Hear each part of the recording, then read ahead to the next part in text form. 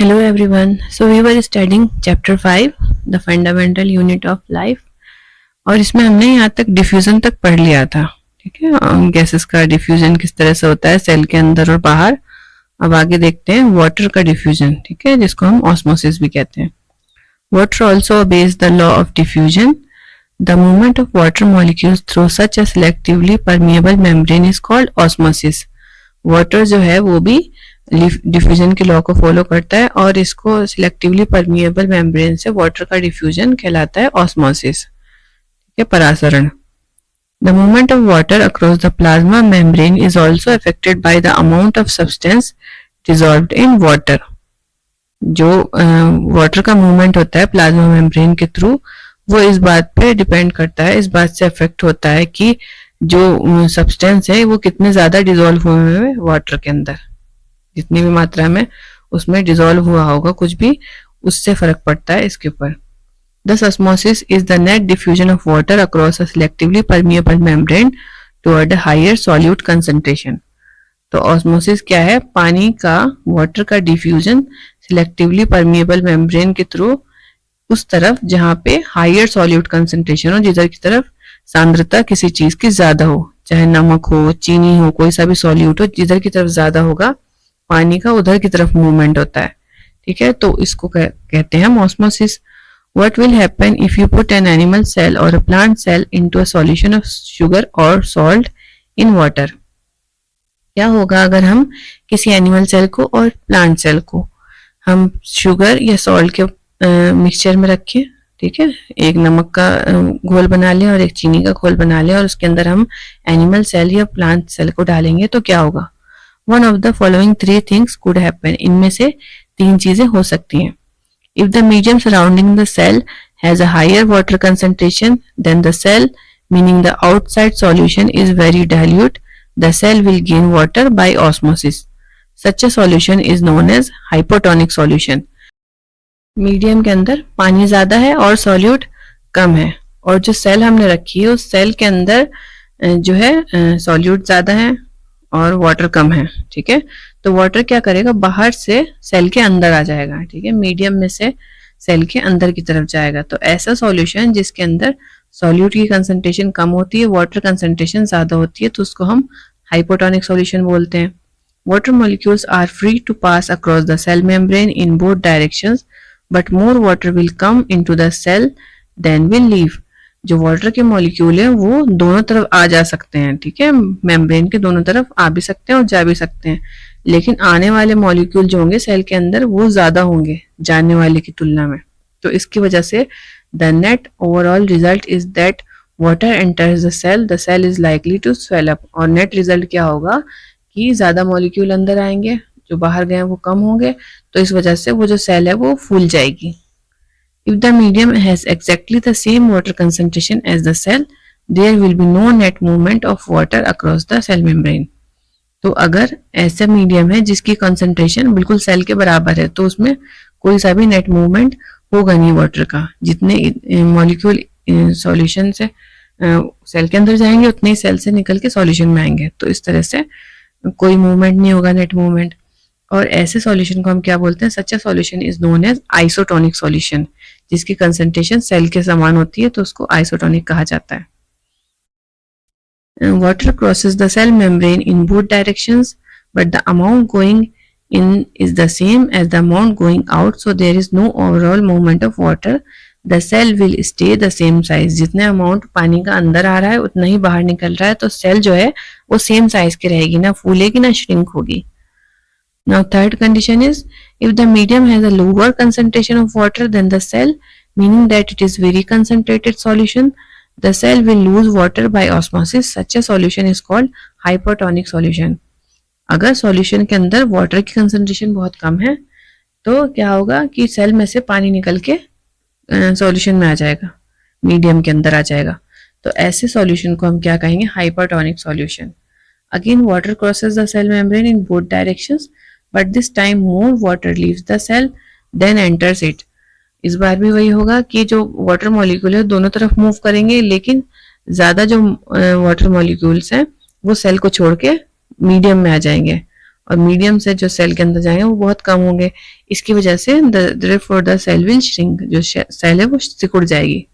Thus osmosis is a special case of diffusion through a selectively permeable membrane. Now let us try out the following activity. तो osmosis जो है वो special case है diffusion का, एक selectively permeable membrane के through. अब आगे एक एक्टिविटी देखते हैं, फॉलो करते हैं। Activity 5.3 osmosis with an egg. एक एग से हम ऑस्मोसिस की एक्टिविटी देखेंगे। Remove the shell of an egg by dissolving it in dilute hydrochloric acid. जो एग का खोल है वो हाइड्रोक्लोरिक एसिड डाल के उसको रिमूव कर देना है। The shell is mostly calcium carbonate, a thin outer skin now encloses the egg. अब जो है जो शेल है वो तो हट चुका है ऊपर से, और बिल्कुल बारीक सी जो बाहरी झिल्ली है वो एग को कवर किए हुए रहती है। Put the egg in pure water and observe after 5 minute what do we observe, the egg swells because water pass into by osmosis. तो हम जब एग को पानी में रख देंगे, शुद्ध पानी के अंदर, थोड़ी देर में हम देखेंगे कि वो एग जो है वो फूल गया है। क्यों? क्योंकि पानी जो है उसमें एंटर कर गया एग के अंदर और ऑस्मोसिस के जरिए। Plus a similar D-shelled egg in a concentrated salt solution and observe for 5 minutes. The egg shrinks. Why? Water passes out of the egg solution into the salt solution because the salt solution is more concentrated. अब हम क्या करेंगे, अगर उस D shelled egg को हम एक ऐसे सॉल्यूशन में रखेंगे जो कंसंट्रेटेड हो, जिसके अंदर सॉल्यूट ज्यादा हो, तो क्या होगा, एग श्रिंक हो जाएगा, सिकुड़ जाएगा, क्योंकि एग के अंदर का जो वाटर मॉलिक्यूल है, वाटर के पार्ट है, वो निकल के बाहर सॉल्यूशन में चला जाएगा। ठीक है, इसकी वजह से वो श्रिंक हो जाएगा। We can also try a similar activity with dried raisins और एप्रिकॉट। हम इसको किशमिश और एप्रिकॉट खुबानी से भी कर सकते हैं। सेम एक्टिविटी, पानी में भिगो के रखेंगे और वो थोड़ी देर में हम देखेंगे कि वो स्वेल हो गई है। तो activity 5.4, put dried resins or apricot in plain water and leave them for some time, then place them into a concentrated solution of sugar or salt. You will observe the following. Each gain water and swells when placed in water. However, when placed in concentrated solution, it loses water and consequently shrinks. अगर हम उसको सादे पानी में रखेंगे, किशमिश को और एप्रिकॉट को, तो क्या होगा कि वो पानी उसके अंदर चला जाएगा और जिसकी वजह से वो स्वेल हो जाएगी, फूल जाएगी। और अगर हम उसको कंसंट्रेटेड सॉल्यूशन में डाल देंगे रेजिन को, तो फिर वो सिकुड़ जाएगी, क्योंकि रेजिन के अंदर का पानी बाहर सॉल्यूशन में निकल जाएगा। Unicellular fresh water organism and most plant cell tend to gain water through osmosis. Absorption of water by plant roots is also an example of osmosis. Unicellular fresh water organism जो होते हैं और ज्यादातर plant cell, वो कैसे water gain करती है? Osmosis के जरिए। और जड़ जो होती है, जड़ें जो पानी खींचती हैं जमीन में से, वो भी ऑस्मोसिस से ही होता है ये वाला भी काम। Thus diffusion is important in exchange of gases and water in the life of a cell. In addition to this, the cell also obtains nutrition from its environment. जो डिफ्यूजन है वो जो है, डिफ्यूजन बहुत इंपॉर्टेंट प्रोसेस है gas को exchange करने के लिए और वाटर के लिए किसी भी सेल की लाइफ में। ठीक है, सेल के लिए वाटर भी जरूरी है और गैसेस भी जरूरी है। तो और दोनों के लिए कौन सी प्रोसेस होती है? डिफ्यूजन। और जो है इसके साथ साथ क्या करती है, सेल एनवायरनमेंट से अपना न्यूट्रिशन भी लेती रहती है, जहां से भी उसको न्यूट्रिशन की जरूरत होती है वो लेती रहती है। Different molecules move in and out of the cell through a type of transport requiring use of energy. अलग अलग तरीके के मॉलिक्यूल सेल के अंदर और बाहर आते जाते रहते हैं, और इसमें जो है एनर्जी रिक्वायरमेंट होती है, कुछ एनर्जी लगती है ट्रांसपोर्ट करने में मॉलिक्यूल्स को अंदर और बाहर। The plasma membrane is flexible and is made of organic molecules called lipid and proteins. जो प्लाज्मा मेम्ब्रेन है वो फ्लेक्सिबल होती है और लिपिड और प्रोटीन की बनी हुई होती है। However we can observe the structure of plasma membrane only through an electron microscope. हम सिर्फ इस इलेक्ट्रॉन माइक्रोस्कोप को यूज करके ही प्लाज्मा मेम्ब्रेन का स्ट्रक्चर देख सकते हैं। The flexibility of the cell membrane also enables the cell to engulf in food and other materials from its external environment. ये जो सेल मेम्ब्रेन की फ्लेक्सिबिलिटी है, इसी की वजह से ये बाहरी वातावरण से अपना खाना और दूसरी चीजें एंगल्फ कर सकता है, निगल सकता है। Such process are known as endocytosis, और इस प्रोसेस को एंडोसाइटोसिस कहा जाता है। Amoeba acquires its food through such process. Amoeba इसी प्रोसेस के जरिए अपना खाना लेता है। Activity 5.5, find out about electron microscope from resources in the school library or through the internet. Discuss it with your teacher. How do substances like carbon dioxide and water move in and out of the cell? Discuss. Through diffusion हो जाएगा इसका answer. Why is the plasma membrane called a selectively permeable membrane? क्योंकि ये कुछ चीजों को अपने अंदर से पास होने देती है और कुछ चीजों को नहीं होने देती, इसलिए इसको selectively permeable कहा जाता है प्लाज्मा मेम्ब्रेन को. Now next topic is cell wall. Plant cells, in addition to the plasma membrane, have another rigid outer covering called cell wall. Plant cell के अंदर क्या होता है, प्लाज्मा मेम्ब्रेन के बाहर भी एक रिजिड कवरिंग, एक सख्त सी परत होती है जिसको सेल वॉल कहा जाता है. The cell wall lies outside the plasma membrane, और ये प्लाज्मा मेम्ब्रेन के बाहर होती है. The plant cell wall is mainly composed of cellulose. जो प्लांट सेल वॉल होती है वो मेनली सेल्यूलोज की बनी होती है. Cellulose is a complex substance and provide structural strength to plant. ये जो सेल्यूलोज है एक कॉम्प्लेक्स सब्सटेंस होता है, ठीक है, मतलब सिंपल चेन नहीं होती है, इसके अंदर कॉम्प्लिकेटेड चेन्स होती हैं, जुड़ी हुई रहती हैं, ठीक है. बिल्डिंग ब्लॉक्स जो उसके होते हैं ना वो बहुत कॉम्प्लिकेट तरीके से जुड़े हुए रहते हैं. और जो प्लांट्स को ये है स्ट्रक्चरल स्ट्रेंथ देता है, मजबूती देता है. When a living plant cell loses water through osmosis, there is a shrinkage or contraction of the contents of the cell away from the cell wall. This phenomena is known as plasmolysis. जब कोई plant cell होती है वो उसके अंदर से पानी loose होता है ऑस्मोसिस के जरिए, तो वो श्रिंक हो जाती है, ठीक है. तो इसकी वजह से क्या होता है, जो सेल जो है सेल वॉल से दूर हो जाती है, श्रिंक होके वो सिकुड़ जाती है, सेल वॉल अपनी जगह पे रहती है और जो अंदर वाली सेल है वो सिकुड़ जाती है, तो उसको कहा जाता है plasmolysis. We can observe this phenomena by performing the following activity. हम इसको ऑब्जर्व कर सकते हैं आगे एक्टिविटी करके. Mount the peel of a rhoeo leaf in water on a slide and examine cell under the high power of microscope. एक rhoeo leaf को लेना है, ठीक है, उसकी पत्ती की झिल्ली को पानी में रखकर एक स्लाइड बनानी है और उसके बाद हमें उसको हाई पावर के माइक्रोस्कोप में एग्जामिन करना है. Note that the small green granules called chloroplast. छोटे छोटे से ग्रीन कण जो है उसके अंदर देखेंगे जिसको हम क्लोरोप्लास्ट कहते हैं. They contain green substance called chlorophyll. वो ग्रीन कलर का सब्सटेंस रखते हैं अपने अंदर जिसको क्लोरोफिल कहा जाता है. Put a strong solution of sugar और salt on the mounted leaf on the slide. अब क्या करना है, उसके ऊपर सॉल्ट या शुगर सॉल्यूशन जो कि कंसंट्रेटेड हो उसके ऊपर डाल देना है. Wait for a minute and observe under a microscope what do we see. 1 minute के लिए वेट करना है और फिर उसके बाद उसको ऑब्जर्व करना है. Now place some rhoeo leaves in boiling water for a few minutes. This kills the cell. Then mount one leaf on a slide and observe it under a microscope. अब क्या करना है, रियो लीफ को पहले boiling water में डालना है थोड़ी देर के लिए, कुछ मिनट्स के लिए. इसकी वजह से वो जो सेल है वो मर जाएगी. उसके बाद उसको माउंट करना है एक स्लाइड पे और ऑब्जर्व करना है. Put a strong solution of sugar और salt on the mounted leaf on the slide. Wait for a minute and observe it again. What do we find? Did plasmolysis occur now.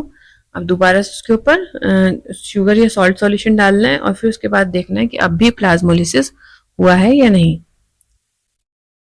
What do we infer from this activity? इससे हम क्या निष्कर्ष निकालते हैं? It appears that only living cells and not dead cells are able to absorb water by osmosis. जो living cells है सिर्फ वही ऑस्मोसिस का प्रोसेस कर सकती है, डेड सेल्स नहीं कर सकती. Cell wall permit the cells of plants, fungi and bacteria to withstand very dilute hypotonic external media without bursting. जो सेल वॉल होती है वो प्लांट की सेल को, फंजाई की और बैक्टीरिया की सेल को हेल्प करती हैं, जिसकी वजह से वो अगर ऐसे एनवायरनमेंट में रखे जाए जहाँ पे बहुत ज़्यादा मीडिया जो है डाइल्यूट हो तो वो उसको फटने से बचाती हैं. ऐसा ना हो कि हिप्नोटिक सॉल्यूशन में रखने के बाद वो फट जाएं, ठीक है, फूल के फट जाएं. तो वो फूल के फटने से बचाने के लिए क्या करते हैं, तो सेल वॉल की वजह से वो फूटने से बच जाती हैं. In such media the cells tend to take up water by osmosis. ऐसे मीडिया में क्या होता है, जो हाइपोटोनिक सॉल्यूशन होता है तो सेल जो है बाहर से पानी को सोख लेती है. The cell swells building up pressure against the cell wall. Cell फूल जाती है और सेल वॉल पर प्रेशर डालती है. The wall exerts an equal pressure against the swollen cell. Because of their walls, such cell can withstand much higher changes in the surrounding medium than animals. जो cell wall है वो भी equal pressure cell पे डालती है. ठीक है, तो प्रेशर जो है वो बैलेंस हो जाता है. अब ये सेल वॉल की वजह से ही जो सेल्स हैं, प्लांट सेल्स, वो आराम से सरवाइव कर जाती हैं स्ट्रॉन्ग मीडियम में, जबकि एनिमल सेल नहीं कर पाती क्योंकि वो उनके पास सेल वॉल वाली मजबूती नहीं होती है. Now next topic is nucleus. Remember the temporary mount of onion peel we prepared. जो अनियन पील का हमने माउंट तैयार किया था उसको याद करें. We had put iodine solution on the peel. Why? What would we see if we tried observing the peel without putting the iodine solution. हमने उस पर आयोडीन का सॉल्यूशन डाला था. क्यों? क्या होगा अगर हम बिना आयोडीन सॉल्यूशन के उसको ऑब्जर्व करेंगे. Try it and see what the difference is. Further when we put iodine solution on the peel did each cell get evenly coloured. जब हम पील के ऊपर आयोडीन सॉल्यूशन डालते हैं तो क्या वो सब इक्वली कलर्ड होती हैं? According to their chemical composition different regions of cell get coloured differentially. Chemical composition के ऊपर डिपेंड करता है कि सेल जो है किस तरीके की कलर होंगी. ठीक है, जो अलग अलग रीजन्स होते हैं सेल्स के, उनका कंपोजिशन अलग होता है, तो इस वजह से वो अलग तरीके से कलर को एब्जॉर्व करती हैं. Some regions appear darker than other region. Apart from iodine solution we could also use safranin solution और methylene blue solution to stain the cell. हम सेल को स्टेन करने के लिए, कलर करने के लिए आयोडीन सॉल्यूशन के अलावा सैफरनिन और मिथाइलिन ब्लू को भी यूज कर सकते हैं. We have observed cells from an onion. Let us now observe cell from our own body. अभी हमने अनियन सेल को ऑब्जर्व किया था, अब अपनी खुद की बॉडी के अंदर यानी एनिमल सेल को ऑब्जर्व करते हैं. Let us take a glass slide with a drop of water on it. Using an ice cream spoon, gently scrape the inside surface of the cheek. Does any material get stuck on the spoon? With the help of a needle, we can transfer this material and spread it evenly on the glass slide kept ready for this. To color the material, we can put a drop of methylene blue solution on it. Now the material is ready for observation under microscope. Do not forget to put a cover slip on it. What do you observe? What is the shape of the cell we see? Draw it on the observation sheet. अब हमें क्या करना है, एक ice cream stick लेके अपने गाल के अंदर की सतह से कुछ परत उतारनी है और उसको स्लाइड के ऊपर लगाना है. फिर उसके ऊपर हमें कुछ स्टेन डालना है जिससे कि सेल्स के अंदर कलर आ जाए. उसके ऊपर कवर स्लिप लगा के अब उसको ऑब्जर्व करना है. तो was there a darkly colored spherical or oval dot-like structure near the center of each cell? जब हम सेल को देखते हैं तो उसके बीच में हमें एक गहरे रंग का ओवल शेप का डॉट जैसा स्ट्रक्चर दिखता है. This structure is called nucleus. ये जो स्ट्रक्चर दिखता है हमें बीच में वही न्यूक्लियस होता है. Were there similar structures in onion peel cells. क्या यही स्ट्रक्चर आपको प्याज के छिलके की सेल में भी दिखे थे? The nucleus has a double layered covering called nuclear membrane. Nucleus के अंदर जो होती है मेम्ब्रेन होती है एक, जो कि डबल लेयर्ड होती है, उसको न्यूक्लियर मेम्ब्रेन कहा जाता है. The nuclear membrane has pores which allow the transfer of material from inside to the nucleus to its outside that is to the cytoplasm. जो न्यूक्लियर के अंदर जो होते हैं छोटे छोटे पोर्स बने हुए होते हैं मेम्ब्रेन के अंदर, जिसकी वजह से जो मटेरियल्स होता है वो अंदर और बाहर मूव कर सकते हैं. The nucleus contains chromosomes which are visible as rod shaped structures. Only when the cell is about to divide, chromosome contains information for inheritance of character from parents to next generation in the form of DNA, deoxyribonucleic acid molecules. Nucleus के अंदर chromosomes होते हैं जो कि छड़ के जैसे structure में दिखाई देते हैं. जब सेल डिवाइड होने वाली होती है तब उस टाइम पे वो वैसे हो जाते हैं मोटे मोटे से और वो छड़ के जैसे दिखाई देते हैं. क्रोमोसोम के अंदर क्या होता है, वंशागति का जो वो होता है ना, इनहेरिटेंस, जैसे पिता से बच्चों के अंदर आना किसी गुण का, वो किसके जरिए होता है? क्रोमोसोम से. ठीक है, और क्रोमोसोम में क्या होता है? डीएनए होते हैं. डीएनए इज डीऑक्सीराइबोन्यूक्लिक एसिड जो कि जो इनहेरिटेंस की इंफॉर्मेशन है वो पेरेंट्स से बच्चे के अंदर पहुंचाता है। जो कैरेक्टर्स माँ से या पिता से बच्चे के अंदर आते हैं वो क्रोमोसोम में मौजूद रहने वाले डीएनए के जरिए से आते हैं। ठीक है, chromosomes are composed of DNA and protein. DNA molecules contain the information necessary for constructing and organizing cells.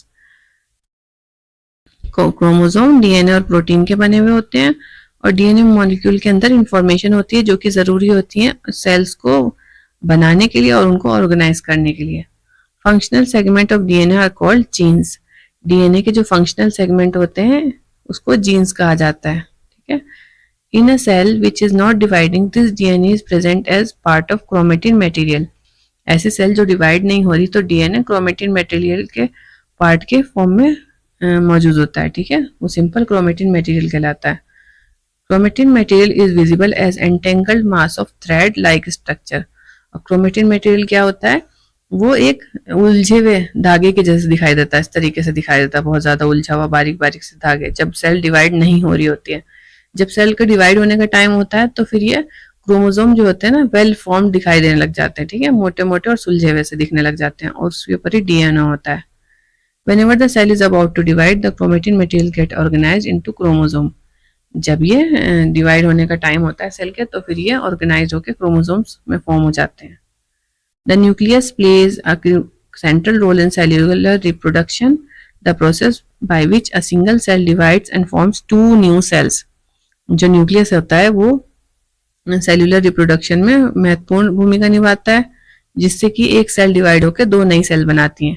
It also plays a crucial part along with the environment in determining the way the cell will develop and what form it will exhibit at maturity by directing the chemical activities of the cell. अब यह क्या करता है, DNA chemical activities को भी direct करता है कि कौन कौन सी केमिकल एक्टिविटीज होनी है जिसकी वजह से जो सेल है वो डेवलप होती है अपने एनवायरनमेंट के जरिए से। In some organism like bacteria the nuclear region of the cell may be poorly defined due to the absence of a nuclear membrane. कुछ ऑर्गेनिज्म जैसे कि बैक्टीरिया, उनके अंदर न्यूक्लियर रीजन जो है ना वो ज्यादा अच्छे से डिफाइंड नहीं होता क्योंकि उनके पास न्यूक्लियर मेम्ब्रेन नहीं होती है। Such an undefined nuclear region containing only nucleic acid is called a nucleoid. जो इस तरीके का न्यूक्लियर रीजन होता है जिसके अंदर सिर्फ न्यूक्लिक एसिड होते हैं और कोई न्यूक्लियर मेम्ब्रेन नहीं होती है उसको न्यूक्लियोइड कहा जाता है। Such organism whose cell lack a nuclear membrane are called prokaryotes.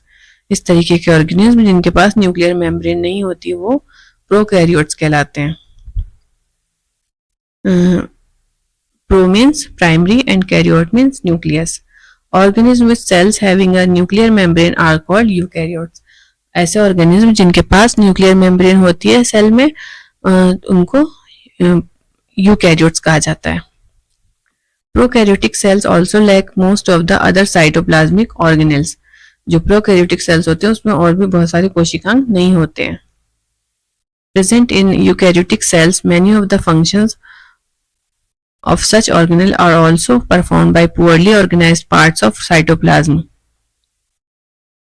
ठीक है, तो बहुत से फंक्शन जो होते हैं वो साइटोप्लाज्म द्वारा ही किए जाते हैं प्रोकैरियोट्स में। उनके अंदर यूकैरियोट्स के जैसे ऑर्गेनेल्स नहीं होते तो फिर जो पुअरली ऑर्गेनाइज्ड पार्ट्स होते हैं साइटोप्लाज्म के वही दूसरे फंक्शंस भी करते हैं इनके लिए। The chlorophyll in photosynthetic prokaryote bacteria is associated with membranous vesicles bag like structure but not with plastids as in eukaryotic cell. अब देखिए फोटोसिंथेसिस करने के लिए जो यूकैरियोटिक सेल्स होती हैं प्लांट सेल्स उनके अंदर तो प्लास्टिड्स होते हैं लेकिन जो ऐसे बैक्टीरियाज होते हैं जिनके अंदर अलग से प्लास्टिड नहीं होते तो उनमें क्या होता है उनके एक वेसिकल्स होती है मेम्ब्रेनस वेसिकल, वही उनके लिए फोटोसिंथेसिस का काम करती है। तो जो प्रोकैरियोटिक के जितने भी ऑर्गेनेल्स होते हैं सेल ऑर्गेनेल्स वो इतने ज्यादा डेवलप्ड नहीं होते जैसे कि यूकैरियोट्स के अंदर होते हैं। देखिए प्रोकैरियोटिक सेल का डायग्राम भी दे रखा है यहाँ पे। देखिए सेल वॉल है, इसमें न्यूक्लियोइड है जिसके अंदर न्यूक्लियर मेम्ब्रेन नहीं दिख रही है, प्लाज्मा मेम्ब्रेन है, राइबोसोम है, ये सब इस तरीके से अनऑर्गेनाइज्ड सा रहता है सब कुछ। अब नेक्स्ट टॉपिक है साइटोप्लाज्म जो पढ़ेंगे हम अपनी नेक्स्ट वीडियो में। Thanks for watching.